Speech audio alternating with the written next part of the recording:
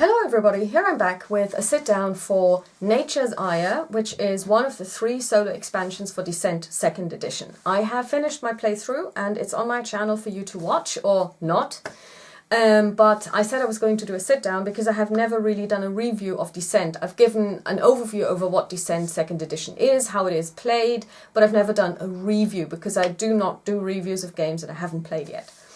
Now, Nature's Ire, I believe, is the 2nd of 3 solo quests that were published by Fantasy Flight Games. Now you can play Descent 2nd edition solo very easily by simply using the app, but these are card-based solo quests. They're around €15 each. When you buy them, you get additional cards and you get what I would like to call the AI cards, which basically run the monsters for you, and the storytelling cards, which tell the story. The way the game is played is you usually play it in 3 acts, at least the 2 that I have played so far. I haven't played Dark Elements yet, so I can't tell you about that, but for Forgotten Souls and for Nature's Ire, you have 3 acts, and you have particular locations that appear in each act, and then you basically put them all together so that there is a natural progression from Act 1 to Act 3, and also your characters will level up and you will be able to gain experience points and level up your heroes, gain additional abilities, and also gain treasure, and that also happens during the game. The game itself is a dungeon crawl with really, really nice miniatures. The miniatures are really well done, they're really detailed. If you're a painter, go out there and paint them because they will look great on your board. It's a very tactical game. Line of sight matters, so that turns off a lot of people. Line of sight does matter, but the rules are fairly understandable and fairly easy to do and to implement. You have your normal fantasy staple, I guess. You have like your normal monsters, goblins, you know, some dragons, whatnot, and you have your fighters and your magic users and your healers and your rogue / wild wood people, thieves characters. So it's a lot like the D&D board games by Wizards of the Coast, but it's also a lot unlike them because it's, like I said, quite tactical. Line of sight matters. The tiles are much lovelier because they are really, really colourful, whereas the ones in the Wrath of Ashardalon or Castle Ravenloft games are really dull because they're essentially just grey. And even the cards are much nicer. The game itself, when I played it, it's supposed to tell a story. Unfortunately, it's probably me. I can't even recall what the story was. I think we were going to rescue some villagers. So the storytelling aspect in this particular one kind of got lost on me. Although the story is being told on the cards, I was so focused on setting up the monsters, putting down the search tokens, and then getting into the game that I completely forgot about the story.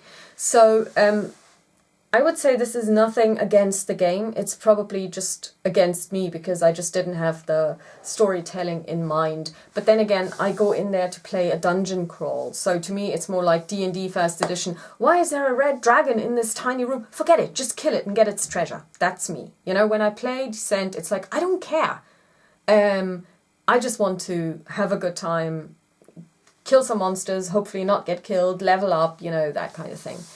But the story is there, and I'm pretty sure that if I had been reading it more diligently, and if I hadn't printed off the rules on a teeny tiny piece of paper, which made it really difficult for me to sometimes read what was on there, I was trying to save on ink, that was probably not a good idea, the story would have come to life much more. Because I do remember that in Forgotten Souls, when I watched playthroughs, the story was quite visible and quite in your face.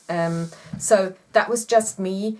And if it didn't come through in my playthrough, that's also, again, because I had not really been paying as much attention to the story because I was so absorbed in what was happening on the board.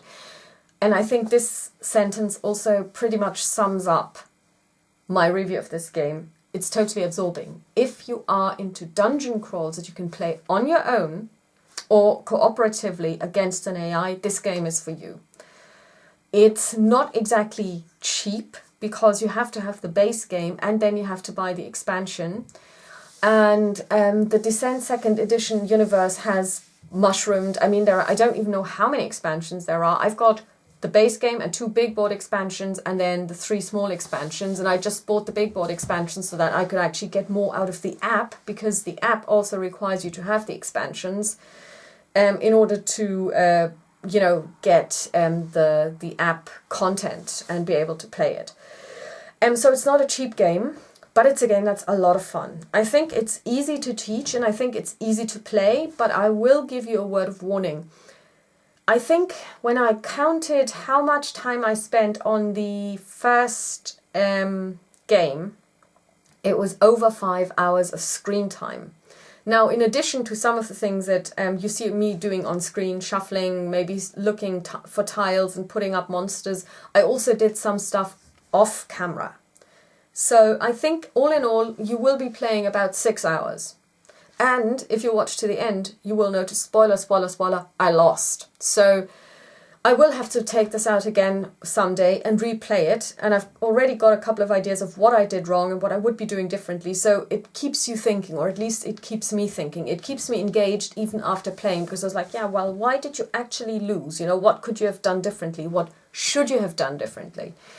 So to me, it's a really engaging game. And I give this, I don't have a rating system, but I would say if you are going to buy a dungeon crawl game for your family that you want to be able to play cooperatively, I would say go with Descent over the D&D game, simply because D&D has only got 4 games and it took them a long time to actually produce them.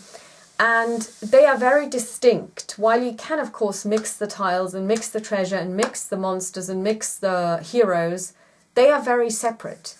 And they are great. And I have 2 of them. I've got Wrath of Ashardalon, I've got Castle Ravenloft, which I will unbox for you. Here's a promise. In 2017, I will get this game out and unbox it. It's still in shrink. But Descent just has more going for it. It's got the app, it's got so many expansions, it's got a huge fan base that is producing fan-based content as well.